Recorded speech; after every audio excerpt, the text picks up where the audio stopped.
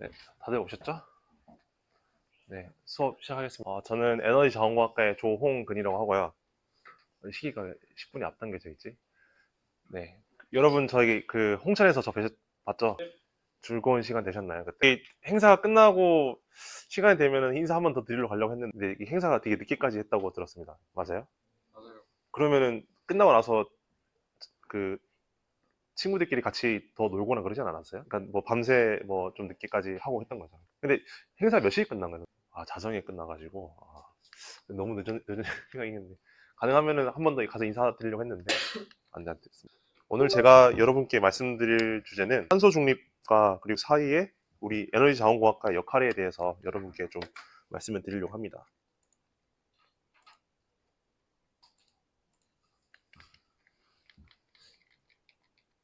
왜 자꾸 안 되지? 이게 돼야 되는데.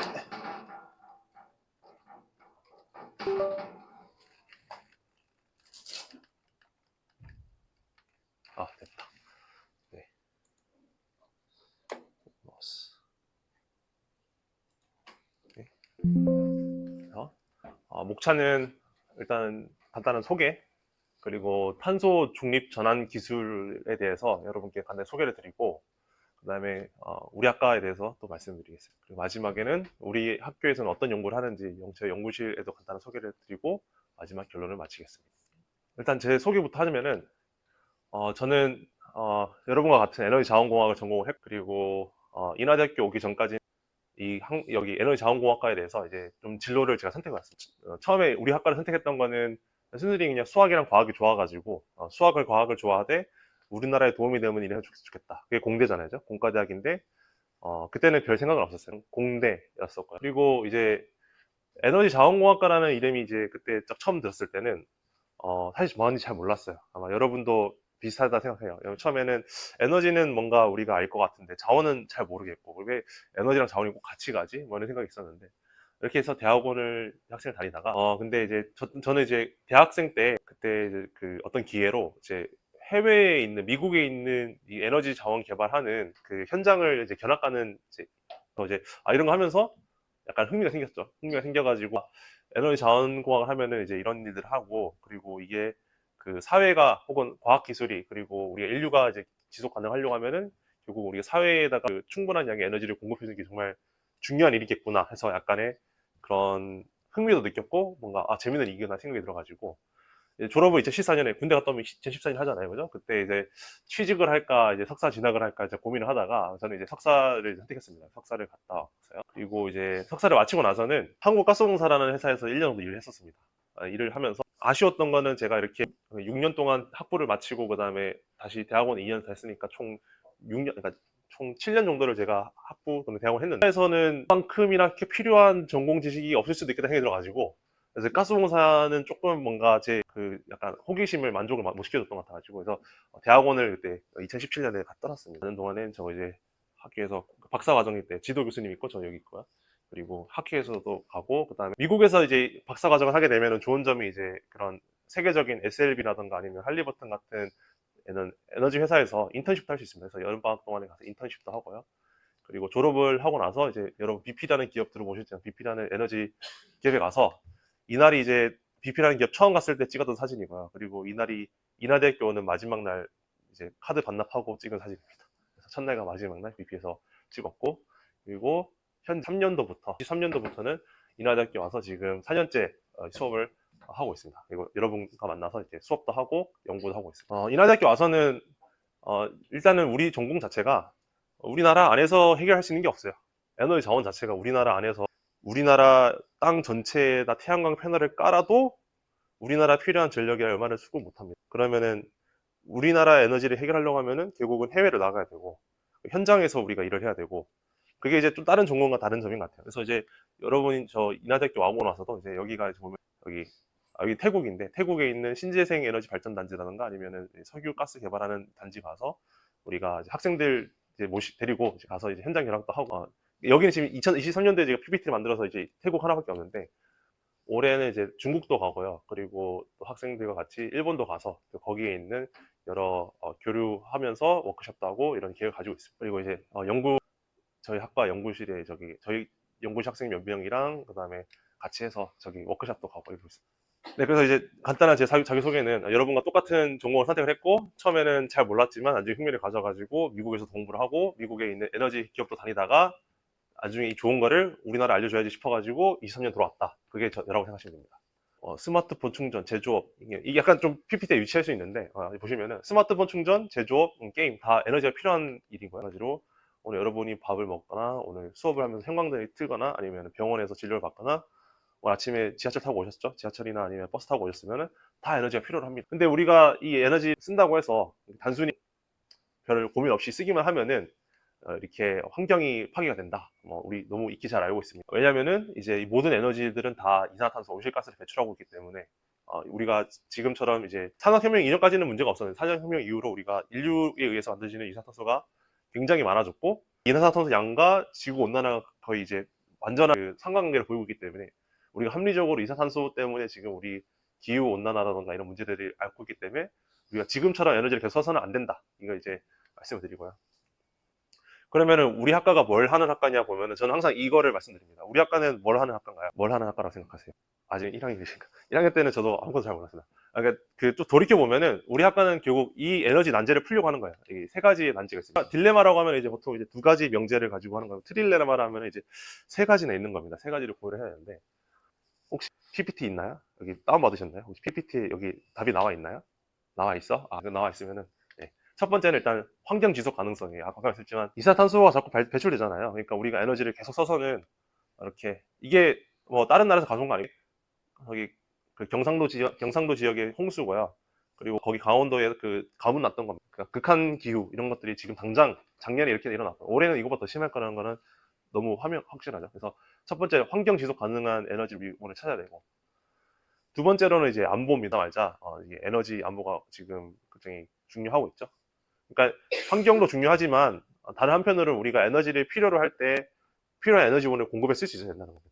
지금 이거 러우 전쟁은 이제 예전 거고 지금 당장 벌어지고 있는 러시아랑 아니, 이란과 미국 전쟁만 봐도 저기서 전쟁하고 있는데 그러니까 우리나라 지금 에너지 수급이 문제가 생겨가지고 지금 휘발유 가격도 오르고 뭐 다른 제조업 모든 것들이 다 지금 영향을 받고 있는 거 에너지 안보 문제 있습니다. 그리고 마지막 하나는 뭐냐 환경도 좋고 에너지 안보도 좋은데 제일 좋은 것 또 세 번째로 우리가 고려해야 될 건 뭐냐면 에너지 접근성이라는 게 있습니다. 그러니까 아무리 좋은 에너지 아무리 좋은 안보를 가지고 있는 에너지라 하더라도 에너지 가격이 지금의 뭐 2배, 3배 하게 되면 누군가 에너지를 쉽게 쓰겠지만 사회에서 누군가 에너지를 쓰기 어려운 사람이 생긴단 말이에요. 그게 이제 단순히 우리가 이거는 돈으로 풀어야 될 문제가 아니라 이거는 이제 우리 사회에서 우리가 어떤 에너지 접근성을 모든 사람들이 같이 쓸 수 있게 만들어줄 건가. 교육의 기회가 동등해야 되듯이 여러분께 에너지를 사용할 수 있는 기회가 동등하게 주어진다는 약간의 그런 고민을 해야 되는 겁니다. 또 에너지 접근성은 또 어떤 문제를 가지고 있냐면은 우리가 아무리 좋은 삼성 반도체, 현대자동차를 만들어도 너무 깨끗하고 너무 좋은 에너지 안보를 가지고 있어가지고 이 에너지 가격이 2배 비쌌다고 하면은 그러면 완성 제품을 팔았을 때 다른 에너지원으로 만든 제품과 비교했을 때 가격이 2배 정도 차이 난다고 하면은 여러분 그 쓰겠어요? 그러니까 에너지 접근성이라는 거는 이제 사회적 측면에서도 봐야 되지만 그 경제적 측면에서도 굉장히 중요한 요소라고 합니다. 이 세 가지가 이게 우리 다 같이 고려를 해야 되는데 이게 그 에너지 트릴레마라고 하는데 이 에너지 트릴레마를 좀 해결해 나가는 그런 에너지 체계를 만들어 나가는 게 우리 아까 전공이라고 저는 생각합니다.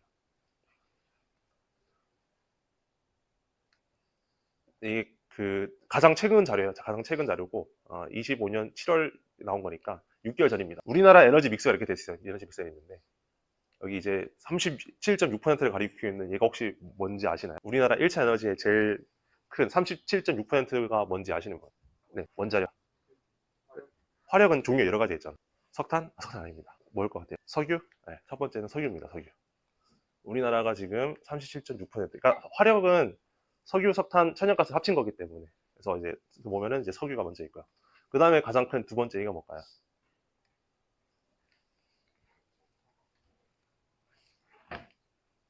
네, 석탄입니다. 석탄. 네, 석탄. 그래서 석탄과 석유를 합치면은 그러니까 이게 그 10년 전 자료가 아니고요. 그러니까 에너지 경제원 들어가면 아마 이게 반년마다 보고를 하니까 그러니까 가장 최근 자료 중에 하나. 그러니까 지금 오늘 당장 뽑아봐도 이게 크게 다르지 않습니다.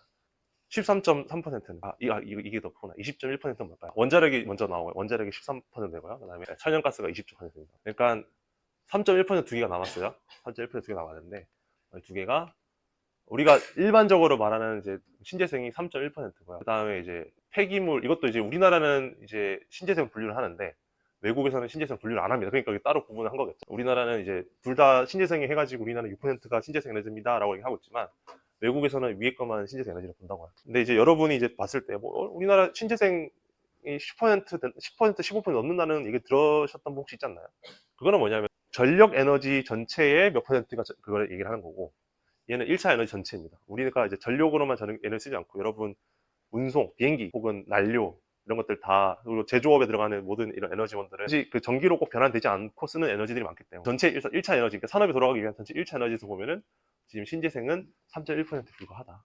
화석 연료 아직 높고 우리나라 탄소 배출 상위권 세계 9위에 있고, 근데 이거 지금 당장 신재생을 지금 하려고 하면은 이거 지금 막 늘린다고 하는데 이거를 갑자기 3배, 4배 늘려도 우리나라 규모를 줄이지 않고서는 힘들 수 있겠죠. 그래서 현재적인 협업이 필요하다. 그래서 여러분이 만약 대통령이라고 하면은 저는 이제 이런 것들을 좀 고민해, 이거 재미나이로 만든 거예요. 이런 고민해야 된다. 처음에 일단은 지금 하고 있는 게 이제 신재생 에너지 확대를 얘기를 하고 있습니다. 당연히 해야죠. 근데 신재생 에너지를 확대를 하게 되면 에너지 가능성이라든가 아니면 전기 요금이 이제 높아지는, 에너지 접근성이 떨어지는 문제 생길 수 있어요. 근데 이거를 우리가 이제 녹여내야 된다.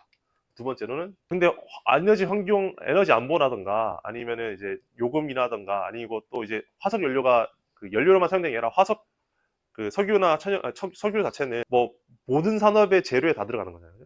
그러니까 그런 측면에서 우리가 화석 연료를 어떻게 유지를 할 건지, 그리고 이제 재생에너지랑 아니면 원전이랑 아니면 저탄소 여러 가지를 혼합해가지고 그 어떤 균형을 찾아 나갈 건지 이렇게 봐야 되는데, 제 생각에는 이제 1번도 좀 편협하고 2번도 편협하고 사실은 3번으로 우리가 결국은 나가야 되지 않나. 그러니까 지금에 있는 에너지 체계를 갑자기 바꾸기 힘들지만 지금 있는 거 안에서 우리가 최선의 답을 찾아 나가야 되는데 그게 어렵다. 그리고 이제 대개 이제 이런 것들이 이제 정치적으로 이제 엮이게 되면 이제 이 현상을 보고 적으로 어떤 판단 내리기보다는 많은 경우에 약간 서로가 더 좋아하는 정당이라든가 말을 따라서 뭔가 생각하게 되는데, 근데 이제 우리는 그런 걸 좀 떠나가지고 이제 공학적으로 봤을 때 우리나라는 어떻게 해야 되는가에 대해 좀 고민을 할 필요가 있다. 탄소 갑축에 대한 이거 굉장히 진난합니다. 별로 이렇게 재밌지 않은데 여러분 태어나기 전에 22년도에 유엔 기후 협약이라는 게 있었고요. 그리고 여러분 태어나기 전에 교토 의정서라는 걸 했었습니다. 사이 우리나라는 이제 이런 교토 의정서에 따라서 이제 이런 것들을 시행을 했고, 파리 기후 협약, 파리 기후 협약이 여기 15년에 만들어졌습니다. 그래서 교토 의정서, 파리 기후 협약 정도는 몇 년도에 이루어졌는지는 보고 있으면은 알 수 있습니다. 그리고 가장 최근에는 이제 그 2010 IPCC 48번째 IPCC를 열었는데, 이걸 어디서 열었냐면은 인천 송도에서 열었어요. 여기 인천 송도에서 열어가지고 이때 어떤 게 나왔냐면은 1.5도 보고서 나왔어요. 1.5도. 파리 기후 협약 때는 어떤 얘기를 했냐면은 산업혁명 이후보다 평균 온도 2도 올라가면 안 된다. 근데 이제 우리가 그 100점 그러니까 우리가 이제 80점을 목표로 하고 시험 공부를 하면은 80점까지 못 맞추지만 우리가 100점을 목표로 하면은 80점을 넘을 수도 있잖아요. 그죠? 가는 동안 80점 가능성, 그러니까 100, 200, 2도를 넘기지 말자는 건 너무 조금 쉬운 게 아니라 2도를 넘기자는 말은 너무 좀 늦은 선택인 것 같으니까 그것보다 더 앞서서 1.5도를 목표로 해야 된다고 했던 게 2018년에 나왔던 얘기입니다. 그거를 어디서 했냐면은 인천 송도에서 했다. 혹시 여기까지 질문 있나요? 쉽죠? 네. 여기 지금까지 슬라이드는 이제 그 고등학교 가서도 똑같이 설명할 수 있는 그런 세나. 네. 이제 그러면 이제 탄소 전환 기술, 탄소 중립 전환 기술이니까 탄소 중립을 만들어내는 기술이 뭐가 있는지 볼게요. 탄소 중립이라는 말은 아까 에너지들이 이산탄소를 배출하는데 그 이산탄소 배출하는 거를 저감하거나 혹은 없애자, 이제 그런 기술을 우리 탄소 중립이라고 합니다. 그래서 탄소가 돈이 된다고 탄소 포짐, 지중 저장, 뭐 그리고 수소 에너지 이런 얘기를 좀 드리겠습니다. 우리가 만약에 이산탄소를 여러분께 자율적으로 줄여보세요 하러 하면 그 누구도 줄이지 않을 겁니다. 사람들은 자본주의는 이익을 따라가기 때문에 결국은 차갑기 때문에 알아서 하라고 하면 절대 안 할 거란 말이에요. 근데 우리가 어떤 걸 만들었냐면은 이거를 경제에 녹여놨어요. 어떻게 경제에 녹여놨냐면은 이산화탄소의 가치를 우리가 그 돈을 매기기 시작했어요. 언제부터냐면 아까 그러니까 교토 의정 97년도 있었잖아요. 97년도 그리고 파리 기후 협약 2015년 있었잖아요. 7년도부터 우리 얘기를 해놨어요. 모든 전 세계 정상들이 모여가지고 우리가 이제 탄소를 배출할 때 탄소의 가격을 매겨야 돼 해가지고 이제 한 게 있습니다. 그래서 지금 어떻게 하고 있냐면 내가 만약 공장을 운영하고 있어가지고 이산탄소 나와요. 나오잖아요. 그러면 이제 나오는 이산탄소가 있는데 누군가는 여기 옆에다가 숲을 좀 만들어가지고 여기 숲을 만들면 이산탄소를 이제 포집하거나 혹은 이제 뭐 다른 이산탄소를 저감할 수 있는 어떤 사업을 해가지고 여기는 탄소 네가티브고 여기는 탄소 포지티브니까 공장이 여기 한 사람한테 돈을 주고 그러면은 이 숲을 만든 사람은 여기 공장이가 뭘 주냐면 오프셋 크레딧 주는 겁니다. 카본 오프셋 크레딧 주는 겁니다. 그러면은 이 공장은 나중에 정부에 가가지고 나는 이만큼 탄소를 많이 배출했지만 이 사람 돈 줘가지고 오프셋 크레딧 사왔어. 그러면은 얘랑 얘랑 합치면은 탄소가 0이 돼. 이 자율시장입니다. 자율시장. 이렇게 자율적으로 그냥 회사가 포스코 제철이 이제 가장 많이 이산화탄소 배출하죠. 그런 데서 만약에 우리나라 이제 탄소 저감해야지 해가지고 뭐 다른 탄소 저감을 하고 있는 뭐 다른 단체에 가서 혹은 기업에 가서 너가 줄인 이산탄소를 내가 돈 주고 권한을 살 테니까 그러면은 이 돈으로부터 우리는 이제 더 이제 이산탄소 저감하기 위한 사업을 할 수가 있고 또 마찬가지로 회사는 중립인 상태로 더 이제 물건을 팔 수 있죠. 방금은 자율시장이고 이제 의무시장이 있는데 이제 방금은 이제 자유롭게 하라는 건 잘 안 되겠죠. 잘 안 됩니다. 그래서 나라에서 이제 정하자고 나라에서 정했는데 우리나라 정부가 있습니다. 어떻게 하냐면 우리나라에서 잘 나가는 기업들 모아봐 해가지고 LG, 삼성, 포스코가 있어요. 너네 LG, 삼성, 포스코 딱 너네 1년에 요만큼 허용해줄게. 나라에서 정해준 겁니다. 이 양을 넘어가면 안 된다고 한 거예요. 근데 LG 같은 경우에는 이제 작년과 똑같아서 가지고 딱 배출했어요. 이건 문제가 없잖아요. 근데 삼성은 좀 실적이 부진했고 포스코는 실적이 좀 좋아가지고 이만큼 초과되고 있습니다. 그렇죠? 그러면은 삼성은 허용받은 양에서 실제 배출한 양을 빼면 요만큼이 남는데 요거 양만큼을 포스코에서 팔 수 있습니다. 이제 그거를 이제 뭘 판다고 하냐면 아까 오프셋 크레딧이라고 했는데 이번에는 배출 권한을 파는 거야. 배출 권한을 팔고 얘는 돈 주고 사고. 그러면 각 기업들이 각자가 이제 내가 하는 사업들이 있는데 거기에다 이산탄소 줄일 때마다 돈을 더 받을 수 있잖아. 그죠? 스스로가 이걸 좀 알아서 하지 않을까요? 지금 우리나라 이산탄소 의무시장, 지금 현재 우리나라의 그 이산탄소 배출권 가격이 얼마 되냐면 작년 가격이 15,000원이었어요. 1톤 배출할 때 15,000원. 그러니까 내가 10톤을 줄이면 15만을 받는 거고 100만 톤을 줄이면 100만 톤이면 100만, 1000만, 1억, 10억, 100억, 1000억. 아니다. 100억일 것 같아. 150억. 그렇죠? 이렇게 왔다 갔다 할 수 있는 겁니다. 그래서 이제 이걸 이제 의무시장이라고 하고요. 그죠? 이렇게 해서 우리 한다. 그래서 우리나라 이거 하고 있어요. 지금 하고 있습니다. 어느 회사들이 하고 있냐면은 1년에 2만 5천 톤 이상을 배출하는 회사는 무조건 여기에 들어와 있게 돼 있어요. 그래서 자기들이 1년에 얼마만큼 배출하는지를 다 기록을 해야 되고요. 그리고 실제 허용받은 양이랑 배출된 양이랑 비교를 해가지고 모자라면 사야 됩니다. 그리고 이제 우리가 이거 배출권을 우리가 나라 말에서 뭐라고 하냐면은 KAU라고 해요. Korean Allowance Unit. K. 한국 허용 단위 이거죠. 이거 QR코드 따라가면 인터넷에 KAU 검색하시면은 가격을 확인할 수 있습니다. 일반인은 거래를 못 하는데 여기 25,000톤 이상 배출하는 기업들 같은 경우에는 와서 내가 필요한 만큼 거기 살 수도 있고 남는 것만큼 팔 수도 있습니다. 이거 이제 이렇게 해서 우리가 나라에서 정한 것만큼 허용한 양만큼을 배출하는 거겠죠. 그럼 대한민국 정부는 내년에 어떻게 하겠어요? 허용량을 조금 줄여보겠죠. 그러면 더 경쟁이 치열해지겠죠. 지금은 15,000원이잖아요. 이게 유럽이나 아니면 미국 같은 경우에는 우리나라 10배 정도 비쌉니다. 15만 원에서 20만 원 정도 하고 있어요. 그죠? 우리나라도 이게 줄여 나갈까요? 근데 이제 뭐에 부딪히면 기업들은 다 아픈 소리 하는 거예요. 나 이제 줄이면은 나 안 된다. 지금 우리나라 지금 경제 환율 지금 다 이렇게 망해가고 있는데 지금 줄이면 우리나라 망한다 이렇게 하고 있는 거예요. 서로 아픈 소리 하고 있어서 좀 하고 있지만 근데 이제 우리나라의 계획은 이제 이걸 줄여 나가는 계획을 가지고 있습니다. 이런 게 있다. 한번 보시죠. 우리가 이제 KAU고 뭐 다 비슷한 겁니다. KAU, KCU, KOC 다 비슷한 거다. 에 대해 얘기를 해야 되거든요. 당신이 만약에 코카콜라 사장이라고 하면 우리나라랑 유럽연합이 있어요. 공장을 2개 다 세울 수 있어요. 기업이니까 여기서 생산해서 저기 팔 수 있잖아. 우리나라 아까 탄소 배출권은 이제 유럽은 15만 원인데 우리나라는 15,000원밖에 안 해. 만 원밖에 안 해. 당신이 사장이면 공장 어디다 세우겠어? 어디? 우리나라 세우겠지? 우리나라 똑같은 콜라를 만들면 제조 단가가 달라지잖아요. 왼쪽 놔두면 탄소 배출권을 10배를 더 내야 되는데 오른쪽에 그러니까 기술이 더 필요한 게 아니 공장을 한국에 짓는 것만으로도 돈을 번다고 얘네들이. 그죠? 공장 여기서 지을 거라. 그럼 근데 우리나라에서 배출되는 유럽까지 안 갑니까? 똑같은 지구에 있잖아. 그래서 이거를 뭐라고 하냐면은 카본 리키지라고 해요. 그러니까 탄소가 다른 나라 가서 샌다. 이게 카본 리키지라고 해요. 그래서 유럽이 뭘 하고 있냐면은 올해 2월부터 뭘 하고 있냐면 탄소 국경세를 만들었어요. 여기 우리나라에서 만들었던 콜라 실어가지고 팔잖아요. 그러면은 여기 10,000원에서 15만 원 빼고 14만 원치만큼의 세금을 내요. 어느 나라에서 생산을 해도 이제는 똑같은 이제 돈을 내자 이렇게 하고 있는 겁니다. 그러니까 이제 이거 안 되게 하려고 하고 있는 거죠.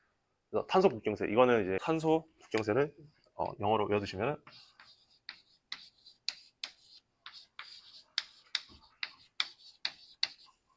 보더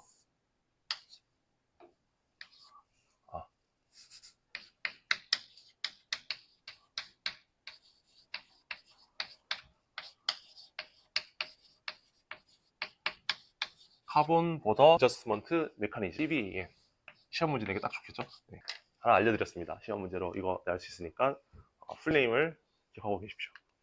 그래서 아까 거래되는 탄소 우리나라에서 거래되고 유럽에서 거래되고 미국에서도 거래되는 가격이 얼마만큼 되냐. 작년에는 삼성전자가 300빌리언이었거든요. 근데 지금 올해 주가 많이 올라가 빌리언이 됐습니다. 1200빌리언. 그럼 이게 얼마만큼 커질 거냐? 25년 기준으로, 26년 기준으로 거의 삼성전자만큼 우리 거래되고 있고요.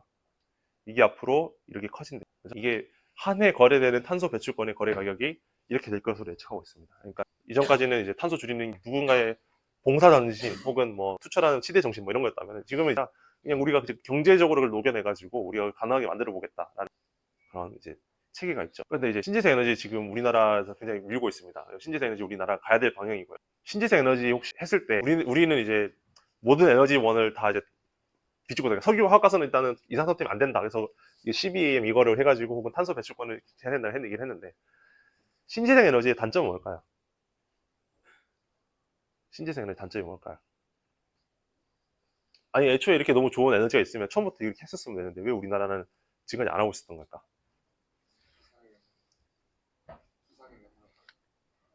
그게 이제 에너지 가능성입니다. 가능성. 그러니까 바람이 불면은 에너지 들어오는데 바람이 불면 안 들어온다. 혹은 낮 동안에는 에너지를 생산할 수 있지만 밤 되면은 안 된다. 그죠? 근데 공장을 낮에만 돌립니까? 급수술을 아침에만 해요? 아니잖아요. 그런 에너지 가능성, 예측 불확실성 이런 것들이 이제 문제가 되고 두 번째 다른 문제도 있을까요? 경제성도 있는데 두 번째는 에너지 저장 시스템.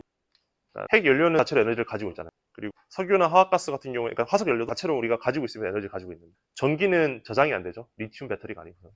근데 리튬 배터리가 이제 우리가 하고 있는데 근데 실제로 우리가 이제 흘러가는 전체 에너지 크기에서 리튬 배터리가 차지할 지금 할 수 있는 양은 굉장히 제한돼 있어요. 얼마 안 됩니다. 근데 리튬 배터리를 하게 되면 또 이제 리튬 배터리 하나에서 저장될 수 있는 에너지 밀도, 그러니까 같은 무게에 대해서 저장할 수 있는 에너지 밀도가 휘발유랑 리튬 배터리를 비교하면은 리튬 배터리가 40배가 더 작습니다. 에너지 밀도가. 그러니까 똑같은 에너지를 저장하려고 하면 훨씬 더 무거워야 뭐 그런 문제가 있죠. 그러니까 지금 전기 자동차는 있는데 전기 비행기는 없죠. 전기 비행기라는 말은 들어보지 못했잖아요. 그죠? 전기 차는 있는데 전기 트럭 없죠. 그죠? 이게 무게가 무거워지니까 리튬은 이제 에너지 저장이 문제가 있다. 그리고 이제 그 에너지 저장의 문제가 시스템에 있고 세 번째 보면은 지리적 의존성이 있습니다. 우리나라 땅이 좁잖아요. 그죠? 땅이 넓은 뭐 호주나 미국이나 이런 데는 조금 더 한테는 알 수 있는데 우리나라는 한계가 있고 아까 경제성에 대해 초기 인프라 비용이 있고 산업 생태계 이 풍력 발전 태양광 하면은 패널 다 어디서 오는 거죠? 우리나라가 패널을 만들어요? 우리나라에 패널 안 만듭니다. 중국이 다 만들어서 우리나라에 주는 겁니다. 풍력은 지금 이제 유럽의 기술력이 더 좋은데 우리나라가 개발해서 대규모로 이렇게 하지 않는다고. 우리나라가 유럽의 기술이 좋은데 중국이 이걸 따라잡고 있습니다. 그러니까 여기 태양광이든 풍력이든 이제 우리가 했을 때 자체로 우리나라가 실제로 벌어들일 수 있는 산업 생태계가 아직은 이렇게 하지가 않고 또 이게 이미 그 규모 경제에서 그러니까 중국에 비교를 하면은 중국은 환경 생각 안 하고 그냥 만들어내잖아요. 그걸 생각하면은 우리나라에 조금 안 맞을 수 있고 뭐 이런 거 에너지 밀도가 낮고 기저 전력으로 힘들다 뭐 이런 한계가 되겠죠. 그래서 이제 그럼 화석 연료 같은 거를 계속 쓰되 탄소 저감할 수 있는 방법이 뭐가 있을까 해서 나오는 게 뭐냐면은 CCUS거든요. CCUS. CCUS의 약자는 카본 캡처, 아, 카본 캡처, 유틸라이제이션 앤 스토리지. CCUS입니다. CCUS. 자, 공장이 이렇게 있고, 그렇죠? 공장이 있으면 공장 위로 이산탄소가 나오고 있죠. 그거를 포집을 합니다. 포집을 해가지고 파이프든 선박으로든 이제 이동을 시켜가지고 포집된 이산탄소를 가지고 화학 원료를 만들 수도 있고요. 시멘트를 만들 수도 있고요. 혹은 요즘에 efuel이라고 항공유에도 이제 우리 사용할 수 있습니다. 그러니까 연료로도 다시 재활용할 수 있어요. 이제 이거는 포집된 탄소를 이용하는 거죠. 이거를 우리가 말하면 CCU라고 합니다. CCU. 카본 캡처 유틸라이제이션. 유틸라이제이션 하게 되면 우리가 힘들게 캡처를 했는데 항공유를 쓰잖아요. 그럼 이산소 어떻게 가요? 어떻게 돼요? 다시 공기중으로 배출되죠. 그러니까 탄소를 다시 재활용하는 효과는 있지만 시멘트나 이런 원구적으로 보존하지 않는다 하면 얘는 다시 똑같은 이산탄소가 공기중으로 가는 한계가 있습니다. 그리고 비용도 굉장히 비싸고요. 그래서 다른 방법이 뭐가 있냐면은 캡처한 다음에 해가지고 육상이든 혹은 우리 바닷가든 이렇게 해가지고 지하 깊은 곳에다가 주입을 해버리는 겁니다. 이거는 뭐냐면은 카본 캡처 스토리지입니다. 스토리지를 하게 되면은 한번 들어간 이산화탄소는 이제 영구히 거기 있으니까 우리가 더 이상 뽑아 쓰지 않겠죠. 그러면은 똑같은 화석연료를 쓰긴 하지만 우리가 그거를 발생되는 이산화탄소는 없앨 수 있다. 그래서 포집, 운송, 활용, 저장. 그래서 이걸 중에서 카본을 캡처해서 유틸라이제이션 하거나 땅속에 안전하게 보관을 S 하는 거. 탄소 그럼 아까 앞에 했던 여기 공장에서 어떻게 포집되는지를 간단히 보여드리면은 이 공장이 있잖아요. 그럼 파워플랜트 있으면은 이 나온 이산화탄소를 이렇게 빼가지고 여기 두 개의 업솔버라든가 스트림브라는 이런 두 개의 탑에다가 하는 겁니다. 그래서 이제 어떻게 되냐 보면은 왼쪽에 있는 탑이 업솔버고 오른쪽에 있는 탑이 리제너레이터인데 어떤 식이냐면은 이산탄소를 우리가 아래서부터 이렇게 올려다 주면은 위에서는 뭐가 떨어지고 있냐면은 아민이라고 하는, 그러니까 굉장히 좋은 그 이산화탄소 흡수제입니다. 아민은 염기성이기 때문에 이산화탄소 잘 흡수를 하겠죠. 아민을 약간 비처럼 이렇게 떨어뜨리는 겁니다. 그러면 이제 이산화탄소 올라가는데, 이제 이산화탄소는 이제 그 아민에 녹아서 떨어지고, 그 외 나머지 질소라든가 나머지 기체들은 이제 나오게 되는 거겠죠. 그러면 아래 떨어지는 그 아민과 그 녹아있는 이산화탄소는 와가지고 여기서 열을 가해가지고 이산화탄소랑 아민이랑 분리를 시키는 겁니다. 그러면 이제 우리가 순수한 이산화탄소만 포집을 할 수 있겠죠. 이 기술이 언제 나왔냐면은 1900년도 이전에 나왔어요. 그러니까 1900년도 초중입니다. 그러니까 이제 굉장히 오래전에부터 우리가 그 기획에서 만들었던 기술이고, 그리고 이제 이거를 이미 상용화라든가 아니면 이런 게 검증이 많이 끝난 기술입니다. 단 돈이 더 들겠죠. 기존에 우리가 이거 배출했으면은 됐었는데, 이걸 하려고 하면은 지금 발전소에서 발전량 전체에서 약 30% 추가 에너지를 써야 된다. 그죠? 이게 비용인 거죠. 이게 비용인 거죠. 두 번째로, 이거 하게 되면은 이거는 발전소를 새로 지을 필요가 없고 이미 있는 발전소에다 얘네만 붙여주면 되니까 레트로핏 과거의 기술에서 쓸 수 있다. 그리고 아민 같은 것도 사실은 재활용하기 때문에 환경적으로 이제 부담을 최소화할 수 있고, 마지막으로는 이렇게 하면은 대규모 이산화탄소 포집이 가능하다. 그리고 저장을 할 수 있다. 그럼 이제 이렇게 만들어진 에너지 같은 경우에는, 여기서 만들어서 준 에너지를 한다고 하면은, 여러분이라고 하면 지금 전기 가격의 30%더 내라고 하긴 하는데, 이 전기는 이산화탄소를 발생하지 않는 전기예요. 그러면 여러분은 사용할 의향이 있으세요? 30%더 비싸면 안 써?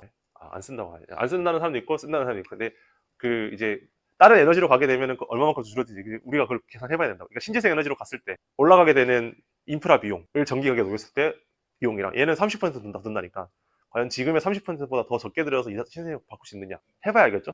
그걸 이제 우리 전공에서 여러분 2학년 3학년 수업을 들으면서 해봐야 된다는 겁니다. 미국에서도 이렇게 하고요. 그리고 유럽에서도 노던라이트라고 굉장히 큰 유명한 프로젝트 있어요. 이런 거 하면. 자, 이런 거 하면은 사실 노던라이트 같은 경우에 지금은 이제 1년에 약 150만 톤 정도를 포집하고 있고요. 30년 되면 1년에 약 50만 톤 할 거고, 50년 가까이 되면 100만, 1000만, 1억, 4억 5천 톤 정도를, 4억 5천 톤만큼을 이제 포집할 계획을 가지고 있고요. 일본도 했어요. 우리나라 일본도 19년에 이미 끝냈는데 총 30만 톤, 1년에 30만 톤을 저장해가지고 한번 거기는 관측하고 있어요. 그러면 이 30만 톤의 이산화탄소가 얼마만큼이냐? 전기차 여러분이 한 대를 쓰면 1년 동안에 휘발유 차랑 비교했을 때 1톤만큼의 이산화탄소를 감축할 수 있습니다. 여러분이 현대자동차 아니라 테슬라를 타면, 나는 테슬라 타니까 나는 이제 굉장히 친환경적인 사람이어서 전기차는 이제 바로 배출하지 않으니까 탄다고 사고 아니면 휘발유 차랑 비교를 하게 되면 휘발유랑 많이 타면 많이 탈수록 이제 더 많이 줄을 테니까 2톤 낼 수도 있고요. 난 적게 타는 사람이 타면 더 1톤 정도로 줄인다고 합니다. 그러면 만약에 이 1.500만 톤 혹은 30만 톤이 얼마만큼이냐면, 우리나라 지금 전체에 있는 전기차가 총 20만 대인데 20만 대를 통해 가지고 줄일 수 있는 이산화탄소 양이 이만큼이에요. 이해하셨어요? 이만큼인데 거기에 지금 이거만큼을 우리가 저장했다는 겁니다. 그러니까 굉장히 대규모로 우리 상용화급으로 우리가 이렇게 할 수가 있다. 굉장히 그래서 이런 게 유망하다. 이게 그 뭐 공상과학기술이나 이미 있고 이제 할 수 있는 기술이고, 지금 우리나라 하려고 하고 기획을 하고 있고, 이미 다른 선진국들은 다 하고 있고 우리나라도 그런 기획을 가지고 있습니다. 나아가서 최근에는 이제 공장에서 하지 말고 이거는 이제 그냥 마치 식물이 이산화탄소를 포집하듯이 이런 실제적으로 그냥 바로 포집할 수 있는 거를 만들자, 이걸 해가지고 우리가 말하면은 직접 뭐 공기 포집 말고 직접 이산화탄소 포집이라고 하는데, 이렇게 생겼습니다. 이렇게 큰 선풍기를 팍 달아가지고 여기 이산화탄소를 막 빨아가지고, 근데 앞에랑 비교하면 앞에는 이제 발전소에서 막 이제 배기가스니까 거기에는 이산화탄소 농도가 그 원료에 따라서 뭐 15%에서 20% 정도의 이산화탄소 농도를 가지고 있다. 쉽잖아요, 포집하기가. 근데 공기 중에 이산화탄소 얼마만큼 있어요? 공기 중에 이산화탄소 몇 %예요? 공기 중에 80%는 질소입니다. 19% 정도는 이제 산소예요. 나머지 1% 남았잖아요, 그죠? 그 중에 이산화탄소 얼마만큼입니까?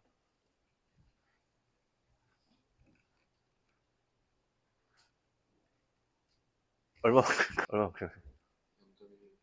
0.1보다 큽니다. 0.1보다. 말씀드릴게요. 440 ppm, 420 ppm, 그러니까 0.4%, 0.4%니까 0.4%니까 훨씬 더 농도 낮잖아요, 그죠? 더 어렵겠죠? 그래서 이거 하면은 이거는 이제 1톤을 포집하는데 보통 $1,000 정도입니다. 1톤을 포집하는데 $1,000니까, 아까 앞에 제가 말씀드렸을 때 그 이산화탄소 배출 거래권 가격이 지금 얼마라고요? 우리나라 15,000원, 유럽연합 지금 20만 원. 해도 안 된다. 지금 150만 원이잖아, 그지? 그러니까 이제 두 가지 방법인데, 이 기술을 더 발전시켜가지고 획기적으로 가격을 줄이거나, 다른 방법으로는 우리가 다 같이 동의를 해가지고 탄소 배출권 가격을 올리자 해버려가지고 이렇게 맞추든가 이렇게 해야 됩니다. 수소도 얘기하면 수소가 이제 우리 수소 쓰면 좋은데 수소가 갑자기 떨어지지 않아요. 수소 우리가 어떻게 얻느냐? 크게 이제 세 가지 방법이 있습니다. 첫 번째 방법은 가스를 가지고 개질해가지고 수소를, 그러니까 이산화탄소 빼내고 수소 만들어냅니다. 이거를 우리가 그레이 수소라고 합니다. 그레이 수소. 이건 깨끗한 수소가 아닙니다. 왜냐하면 똑같이 이산화탄소 나왔어요. 다만 다른 데서 나왔을 뿐이고. 두 번째 방법은 뭐냐면 블루 수소라고요. 이제 화석 연료를 쓰되 아까 앞에서 썼던 CCS를 같이 엮어가지고 시키는 거죠. 얘는 깨끗한 수소입니다. 얘는 써도 되는 수소예요. 제일 마지막에 있는 거 뭐냐면은 애초에 그럼 재생에너지 태양광으로부터 수전을 해가지고 이산화탄소 만들, 그럼 이게 산소밖에 안 나오니까 얘는 더 깨끗한 거 아니야, 그지? 좋은 거 아니야, 그죠? 그래서 이제 순서대로 그레이 수소, 블루 수소, 그린 수소로 합니다. 이 수소가 있으면은 우리 가스터빈으로부터 이제 에너지를 발생시킬 수도 있고, 혹은 넥소 연료 전지로 사용해서 우리가 사용할 수도 있습니다. 이렇게 좋은데 수소 생산 비용이 지금 이렇다. 얘가 제일 쌉니다. 얘가 킬로그램당 1에서 2 단위가 유로인데 지금 달러로 보시면 됩니다. 1에서 2달러 정도 되고요. 블루 수소도 1.5에서 약 3달러 정도 되는데, 그린 수소는 나라마다 다릅니다. 호주나 중동이나 아니면은 뭐 미국 같은 데 아래 있겠지만 우리나라는 여기 위에 있을 거라고요. 앞에서 생산하는 거에 8배가 넘어간다. 그죠? 그러니까 그러니까 이거는 불가능하지만 대규모로 생산된다고 하면은 이렇게 가야 되지 않을까? 이렇게 가야 되지 않을까? 수소 휘발유 여러분 1리터 사면은 휘발유 1리터에는 32메가줄만큼의 에너지가 있다. 수소 다리가 잘못해. 수소 1kg 열량은 수소 1리터 말고 1kg입니다. 1kg의 열량은 120메가줄이랍니다. 얘가 만약에 그 그레이 수소가 2,000원이라고 해요. 2,000원이라고 하면 그레이 수소 2,000원치를 사면 휘발유의 4배의 열량을 가지고 있다고요. 근데 지금 그레이 수소가 2,000원이, 그러니까 지금 휘발유가 2,000원 정도 하거든요. 1리터 2,000원 정도 하니까 에너지 크기만 보면 비슷하잖아요. 그래서 이렇게 우리가 갈 수가 있는데, 근데 이렇게 갔을 때 여기서 생산 비용이고 여기다 수송 저장에다가 이 비용을 더하게 되면 조금 더 비싸지겠죠. 그래서 이것도 이제 계속 발전되고 있는 기술입니다. 예전에는 저는 이제 이거 배웠어요. 이거는 이제 석유가스 자원, 석유가스 개발하는 이쪽으로 저는 많이 배웠어요. 시추 어떻게 하고, 아까 사진 봤지만 시추 어떻게 하고, 박사 과정 가서는 이 아래에 있는 거를 전산 모델로 만들어서 컴퓨터 시뮬레이션으로 생산이 얼마나 되는지 예측하고, 거기에 AI 기술 활용해가지고 최적하고, 이런 걸 제가 주로 했었단 말이에요. 제가 했던 건 주로 이런 거였어요. 인하대학교 와서는 우리나라 이거 못해요. 지금은 이제 카본, 탄소 중립 얘기를 하니까 어떻게 해야 되냐면, 우리는 이제 뭘 할 거냐면은 아까 말씀드렸던 탄소 지중 저장, 이산화탄소 지중 저장, 이거를 우리가 배울 거고요. 또 나아가서는 대규모 수소를 또 저장하려면 수소 지중 저장도 할 수 있습니다. 땅에다 이산화탄소 저장해서 우리가 쓸 수도 있다. 그리고 고준위 방패 정도 우리가 풀어야 될 문제고, 거기에 나아가서 우리 배터리에 필요한 리튬 추출 이런 것도 우리가 앞으로는 우리 앞으로의 그 미래 방향이지 않을까. 저는 왼쪽을 배웠었는데 여러분은 앞으로 오른쪽에 대해 뭔가 더 많이 배우고 더 많은 쪽으로 기회가 있을 거다. 편 교수님 혹시 이거 보여주셨어요? 네, 우리 트랙이 이렇게 있고, 그래서 분위기가 있습니다. 만약에 내가 나중에 그 탄소 중립 트랙을 가고 싶으면은 2학년 때 물리 탐사, 지구유사 이런 지원의 공학개론, 시추, 포집, 지중 저장, 시뮬레이션 이렇게 오시면은 이 CCS 관련된 정보를 배울 수 있다. 이렇게 말씀드리고 싶습니다. 갈 수 있는 기업들이 이렇게 있는데, 조금 작년을 기준으로 말씀드려요. 작년을. 그러니까 이거는 이제 실제로 다 갈 수 있는 거고, 실제로 이제 주변에서 간 이제 여러분 선배라든가 옆에 있는 다른 에너지 자원국가에 있는 사람들을 보면 이런 데 가더라고요. 석유공사, 가스공사, 공기업입니다. 좋죠. 그리고 가스공사가 연구원이 따로 있는데, 안산이 있어요. 안산. 그다음에 한국지질자원연구원이라는 곳이 있습니다. 굉장히 큰 국가연구소. 국가연구소 중에서도 가장 큰 국가연구소 중에 하나 속합니다. 그리고 애기평, 해자협, 뭐 한전이라든가 아니면 남동발전 이런 데 발전사, 그리고 사기업들 보면은 포스코 인터내셔널, 어스온, ENS, SLB, 그 외 나머지 에너지 자산 운용사 이렇게 있습니다. 이런 회사들이 있고, 작년을 기준으로 말씀드리면은 작년에 이산화탄소 지중 저장으로 이제 사람들이 이렇게 뽑았어요. 가스공사에서 일단 2명을 뽑았고요. 그리고 가스 연구원에서도 사람을 이렇게 여러 명 뽑았습니다. 작년이에요. 작년 기준으로 포스코 인터내셔널 뭐 이런 게 있는데, 보면 전공이 보면은 지구물리, 석유공학, 자원공학 이렇게 있지만 딱 우리 전공을 위해서 뽑는 직장이에요. 그러니까 보면은 근데 자리가 이제 이렇게 보면 다른 데 보면은 이렇게 있는데, 거의 대부분이 이제 여기 보면 포스코 같은 경우에는 우리 전공에서 많이 뽑는 거 확인할 수 있죠. 송도에 있습니다. 여러분이 관심을 가지고 미리 좀 이런 걸 준비를 하시면은 여러분 나중에 지원하실 수 있다.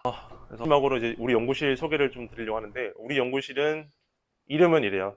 SAL, 서브서피스 어널리시스 랩이고요. 과제들을 이렇게 하고 있습니다. 연구 분야는 아까 말씀드린 이산소 지중 저장 하려고 하면은 땅속을 모델링 해야 되기 때문에 지질 모델링, 그리고 또 암석의 성질을 잘 알아야 되기 때문에 디지털 암석, 그다음에 AI를 또 잘 활용해야 되기 때문에 AI도 하고 있습니다. 시뮬레이션 돌리고 지하공간, 이거는 지하공간 모델을 만들었고, 이거는 디지털 암석을 만들었고, 우리 연구실에는 지금 석사 과정만 4명 있고요.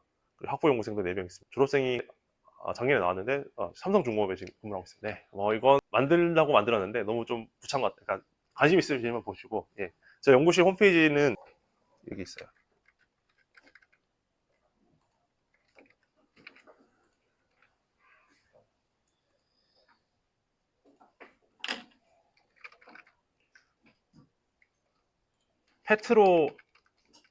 페트로인하라고만 치시고요. 구글에다 검색하시면은 제일 처음에 뜨는 연구실이 여기 저희 연구실입니다. 페트로인하 아시면은 신현동 교수님 아시려나요? 신현동 교수님이 있고요. 그리고 우리 이게 연구실 어떤 행사했던 것들. 이게 작년에 박사지도 교수님 인하디로 모셔가지고 다 같이 와서 세미나도 했고 졸업생도 있었고, 여기 보시면은 우리 연구실에서 어떤 일을 하는지 있습니다. CCS 방문했고 수소 지중 저장, 디지털학, AI 토픽도 이렇게 관심 이렇게 한번 둘러보세요. 나중에 또 관심 생길 수 있으니까. 그리고 연구실 포스터도 이렇게 있고 또 그래서 여러분 선배들은 도대체 어느 회사 갔는지 보면 멤버에 들어가면 아래에 내려보면은 여기 각 선배님들이 박사서 마치고 간 사람들, 그리고 여기 학부만 하고 가신 분들 이렇게 있거든요. 여기 보면은 어느 회사들을 다 가셨는지 확인해 보시는 것도 여러분이 나중에 확인해 보는 데 도움이 될 겁니다.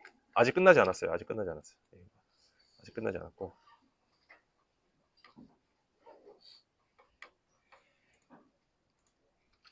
그래서 결론. 아이고.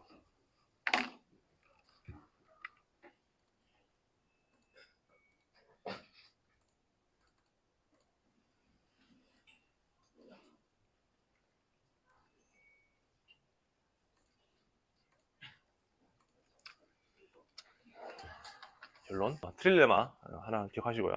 트릴레마도 시험 문제 내게 딱 좋겠죠. 다음 주 트릴레마가 아닌 것은 에너지 믹스 찾아낸다. 화석연료도 포기 못하고 천연가스도 포기 못하고 원자력도 써야 되는데 그 신재생을 하지 말자는 건 아닌데 원자력도 우리가 고민해야 됩니다. 원자력도 우리가 지금은 계속 쓸 수 있는 것처럼 말하고 있지만 사실 원자력도 큰 문제를 안고 있어요. 우리나라 고준위 초분장이 없어요. 고준위 초분장이 없으면 이거 큰일 납니다. 이제 굉장히 큰 문제이기 때문에 이걸 해결해야 됩니다. 우리 미래 이제 이런 게 결국 우리 할 수 있는 것들이 아닌가. 에너지 트릴레마를 넘어 지속 가능한 최적 에너지 믹스 이런 거 제공할 수 있는 게 우리나라 전공 생각합니다. 그리고 이거는 보너스 토요일에 하나 가져왔는데, 여러분 미국 대통령들 아시나요?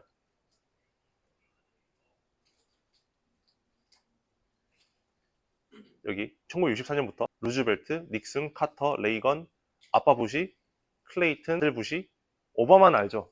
오바마는 알죠? 부시도 알아요 혹시? 부시는 태어나기 전인가? 부시 몰라? 마지막에 트럼프 있고 바이든, 지금 다 트럼프 있잖아.